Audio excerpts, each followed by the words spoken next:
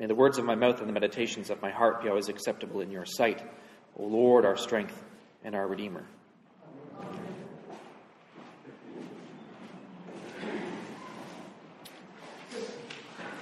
This is one of those rare Sundays that I've sort of created for myself kind of accidentally, where I get to preach sort of a sequel sermon on kind of the same text. So I'm going to recap really fast.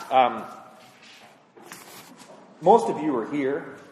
But last week I was preaching about Elijah, and I described him kind of like Luke Skywalker from Star Wars, where the Old Testament was sort of like how we have these mythic worlds now that we sort of create as a society and live in, and the Old Testament world was so much more intense, and the great figures of these narratives were our own ancestors, and there was an incredible passion. And what Jesus did was take those beloved heroes like Elijah, and he made the people he was talking to, his hometown, the villains in the story. He said, "You are more like all of the people that these prophets are trying to save than the heroes yourselves." And they got really mad and wanted to throw him off a cliff. And then I went on to suggest that in some ways we are the villains of the gospel story, in a sense, that we sometimes assume it's all about us, when in fact Jesus came to save those that we often ignore and even oppress. And everybody got mad at me, hopefully, and wanted to throw me off a cliff, because that's what Jesus would do. But nobody did, and there are no cliffs around, so it wasn't really a good test. But what I want to preach on this morning is why this was good news. Why was it good news? And at the same time, how can this good news be something that we can react to so intensely and with such fear and anger that we want to throw the bearer of the good news off a cliff? Well, we as Christians associate God with light. Light is a very common image in the New Testament. We talk about bringing people to the light. They have seen the light. Jesus is described as the light in the darkness, the living Word made flesh, and the darkness cannot overcome it. Light is a very powerful image for us because a lot of us don't like the dark, and yet a lot of us have been in places of darkness, not just literal places of darkness, but places of spiritual darkness. We have sometimes dug ourselves into holes and struggled to get out, struggled to remember that there's light above us. Sometimes people have dug those holes for us, and we've been kind of shoved down there, and it's difficult to get out. This can happen through any number of ways. Breakups. You've all suffered, if not romantic breakups of friendships.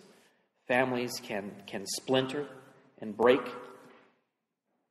Financial problems can lead us into very dark places. The number one cause of divorce is financial stuff, financial problems. Couples can get buried by financial problems into very dark places. We've lost people we love. We've been led to horrible places of grief. And we've given awful news about our health, been given horrible news, and that sends us into places of despair, places of hopelessness, grief, and sorrow.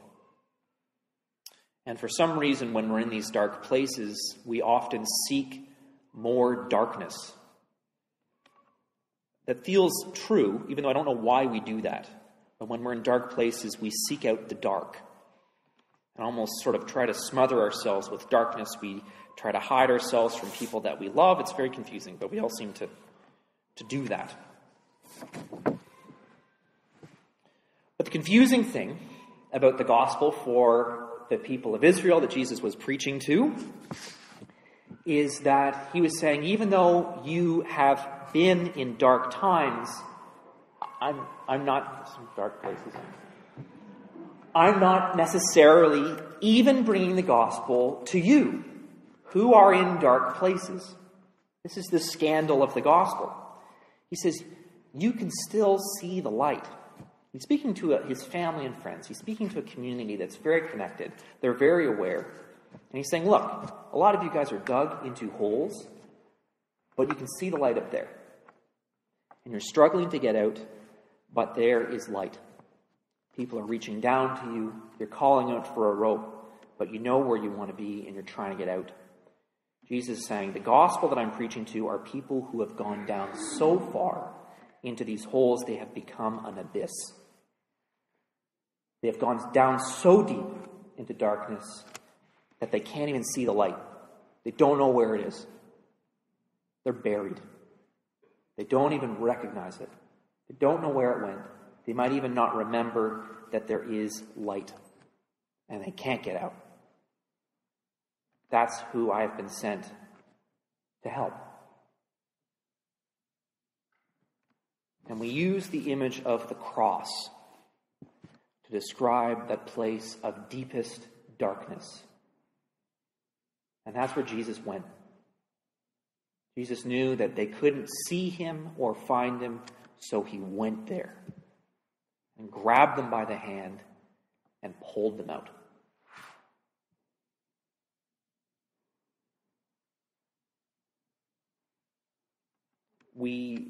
The people that Jesus described that are down in those places are often people who are suffering from deep, extreme poverty, extreme illness, people who are in prison, those who we mock and ostracize to the point where we never want to see them again. The feeling that you can get, if you want to summon a feeling, it's that feeling of fear that for some reason we encounter when we walk past someone who is homeless, lying on the side of the street. It's strange that it's not pity, it's so often fear. There's a great author, Jean Vanier, who says, you're afraid because you're afraid that if you reach out to them, they'll reach out to you. And you don't want to know. You don't want to be their friend because you don't want to know what it's like to be down in that abyss. You don't want to go there. It's scary.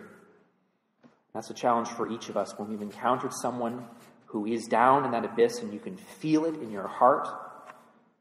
You can feel when they're down there, and the last thing in the world our minds and our hearts necessarily want to do, the instinct is to pull away, to ostracize, to say, just get away from me. You're down in an abyss. You don't recognize light from dark, and I don't want to be down there with you. And what the gospel is calling us to do is to do precisely that, to go down into the abyss with Jesus. Because we have faith that when we go down there in the name of God, we can find our way back out. And it's precisely that. It's faith. It is not knowledge. Our faith is our religion is not knowledge, hope, and love. It's faith, hope, and love. Because there's a twinge of fear and doubt when we go down there that maybe we'll be stuck down in that abyss with them. And we'll both be stuck down there. And we both won't be able to get back out. But Jesus time and again says, go down into that abyss. Follow me and my cross, because my burden is light. And I will show you the way, both of you, the way back out. And it's scary. And it, for some reason, gets us upset and angry. And so when people tell us this, we want to throw them off a cliff. And that's happened. We've caused great violence out of a fear of being down in that abyss. There's weird echoes with this, even this talk of economic justice. Somewhere in there is a fear, don't make me go down into that abyss with all of those poor people. When in fact our gospel is calling us to do precisely that. Out of faith.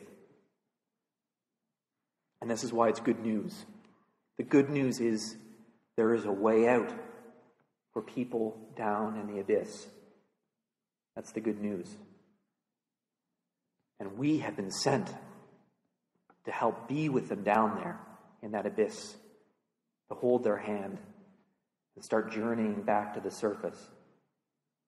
That's the good news of this gospel message, that through the cross there is a way out to light, to resurrection, to hope and love. It is phenomenally good news, but it's frightening news. It's upsetting news for the world. It's good news that many people don't even recognize or hear, and we run the risk of being ostracized and rejected by all those people throughout the world who fear going down into that abyss. But it is good news. There are many people in this parish who have gone down there before, personally, gone down to be with loved ones. There are possibly some people in our parish who are down there right now. They've heard of the light, haven't seen it in a while. And they're expecting us as Christians to reach out our hands, to join them down there, to be with them in faith, in hope, and love. This is our vocation and calling as Christians, to seek out the cross through our faith in the resurrection. Amen.